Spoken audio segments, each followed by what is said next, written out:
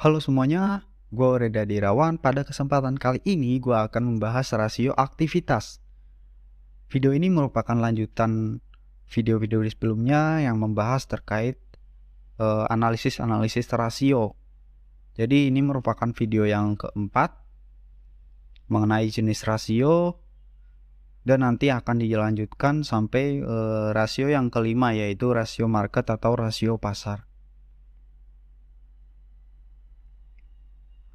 Rasio aktivitas ini merupakan suatu metrik keuangan yang digunakan untuk menilai baik atau buruknya perusahaan dalam melakukan pengelolaan aset yang dimiliki. Pemakai dari rasio ini meliputi kreditur, pemasok, dan entitas lain yang akan menjalin kerjasama. Sejumlah metrik atau rasio yang paling umum digunakan yaitu total asset turnover, inventory turnover, account receivable turnover, dan payable turnover. Rasio aktivitas ini dibagi menjadi 3 kategori, yaitu ada yang pertama modal kerja yang meliputi piutang, persediaan, dan hutang. Nah, untuk rasionya ada account receivable turnover, inventory turnover, dan account payable turnover. Ini merupakan rasio pada kategori modal kerja. Kedua, ada aset tetap. Ini merupakan aset tidak lancar dan memberikan manfaat di masa mendatang seperti properti, pabrik, mesin, kendaraan, dan lain-lain. Untuk jenis rasionya ada satu ya, yaitu fixed asset turnover. Dan kategori yang ketiga ada total asset. Ini mengacu pada seluruh aset yang dimiliki oleh perusahaan, termasuk aset tetap di dalamnya. Rasionya cuma satu, yaitu total asset turnover.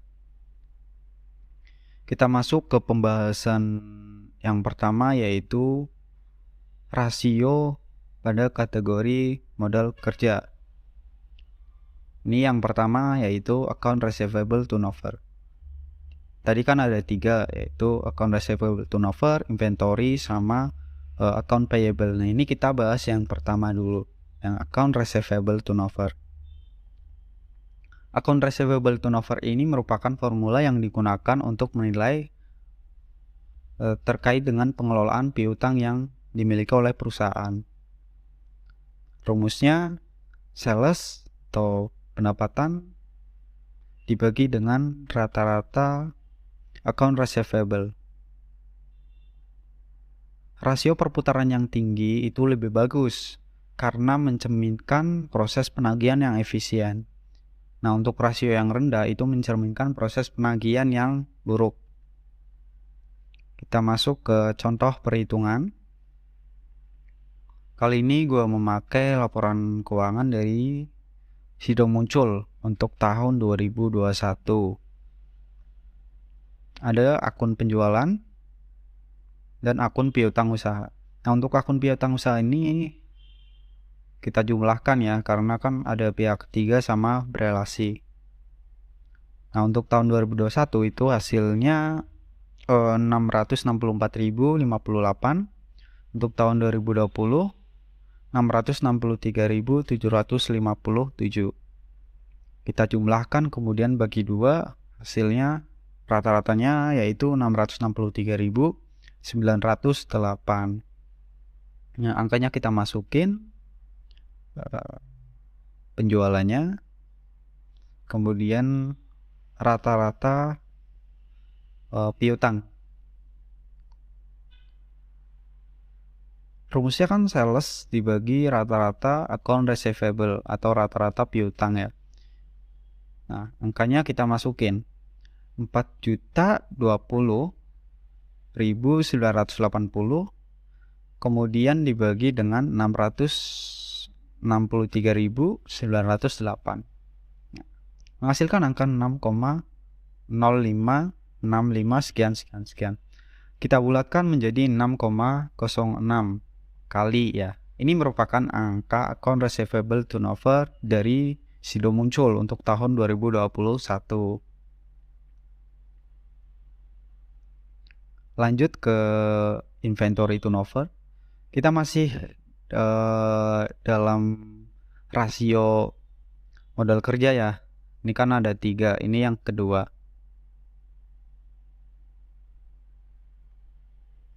Inventory turnover ini merupakan formula yang digunakan untuk melakukan penilaian terhadap perputaran persediaan selama periode tertentu. Hal ini ditujukan untuk menilai seberapa cepat persediaan dapat terjual.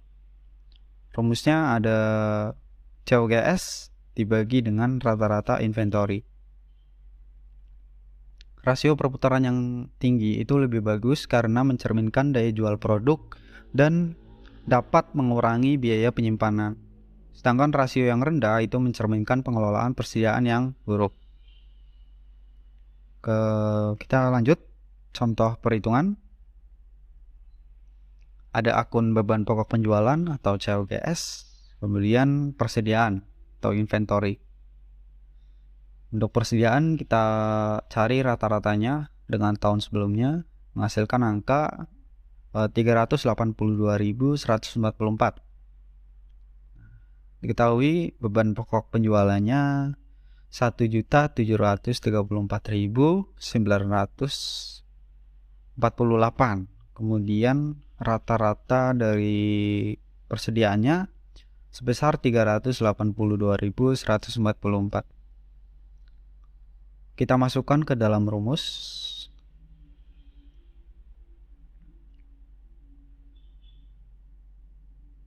Nah, udah kita masukkan, kemudian kita bagi, menghasilkan angka 4,54 sekian. Kita bulatkan menjadi 4,54 kali. Ini merupakan angka inventory turnover dari Sido muncul.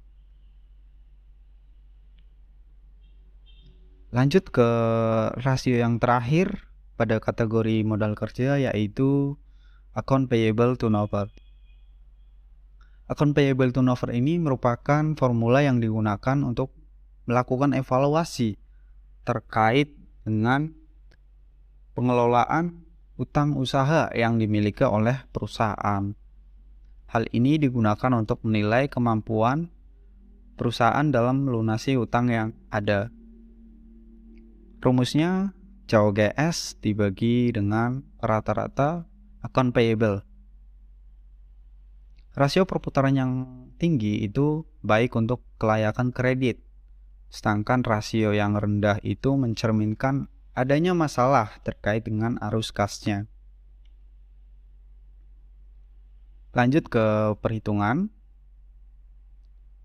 Masih sama memakai laporan keuangan dari Sido muncul. Ada akun beban pokok penjualan dan akun utang usaha.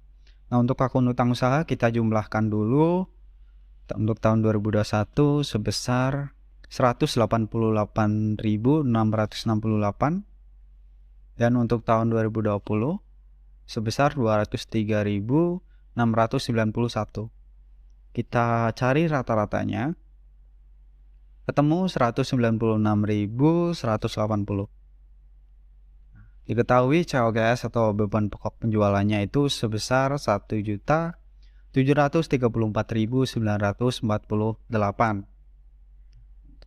dan rata-rata dari account payable-nya 196.180. Kita masukkan angkanya ke dalam rumus, yaitu 1.734.948 dibagi dengan 196.180. Dihasilkan angka 8,84 sekian. Nah, angka ini kita bulatkan menjadi 8,84 kali. Ini merupakan angka account payable turnover dari Sido muncul.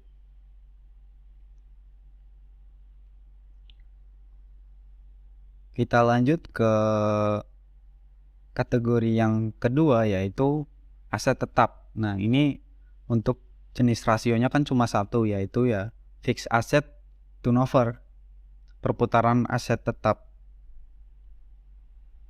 Nah, rasio ini itu merupakan formula yang digunakan untuk melakukan evaluasi terkait dengan penggunaan aset tetap dalam membantu menghasilkan penjualan. Untuk rumusnya, sales dibagi dengan rata-rata dari fixed asset atau aset tetap. Rasio perputaran yang lebih tinggi itu menggambarkan pengelolaan aset tetap yang efisien. Sedangkan rasio perputaran yang rendah mencerminkan pengelolaan aset tetap yang buruk. Terlalu banyak investasi aset tetap. Kita masuk ke contoh perhitungan. Ada akun penjualan dan aset tetap. Nah, untuk aset tetap kita cari rata-ratanya ya. Temu 1.578.183. Diketahui salah satu penjualan sebesar 4.020.980. Kemudian rata-rata fixed asset sebesar 1.578.183. Kita masukkan ke dalam rumus 4.020.980 dibagi 1.578.183. Dihasilkan angka 2,5478 sekian-sekian. Kita bulatkan menjadi 2,55 kali. Ini merupakan angka fixed asset turnover dari Sido Muncul. Lanjut ke kategori yang ketiga, yaitu total aset. Ini juga cuma ada satu rasio ya, yaitu total asset turnover. Total asset turnover ini merupakan formula yang digunakan untuk melakukan evaluasi apakah perusahaan menggunakan asetnya itu dengan baik sehingga dapat memberikan pendapatan yang lebih maksimal. Rumusnya sales dibagi dengan rata-rata total aset. Rasio perputaran yang tinggi lebih menguntungkan karena menunjukkan penggunaan aset secara efisien. Untuk rasio yang rendah, itu mencerminkan efisiensi pengelolaan aset yang buruk. Lanjut ke contoh perhitungan. Ada akun penjualan sama akun total aset. Nah, untuk total aset kita bagi dua. Untuk total aset kita jumlahkan kemudian dibagi dua untuk menemukan rata-ratanya. Ditemukan rata-ratanya yaitu sebesar 3.959.243. Diketahui salah satu penjualannya 4.020.980. Dan untuk rata-rata total aset yaitu 3.959.243. Kita masukkan ke dalam rumus ya, yaitu 4.020.980 kita bagi dengan rata-rata total aset yaitu sebesar 3.959.243. Hasilkan angka 1,015 sekian. Kita bulatkan menjadi 1,02 kali. Nah, ini merupakan angka total asset turnover dari PT Industri Jamu dan Farmasi atau Sido Muncul.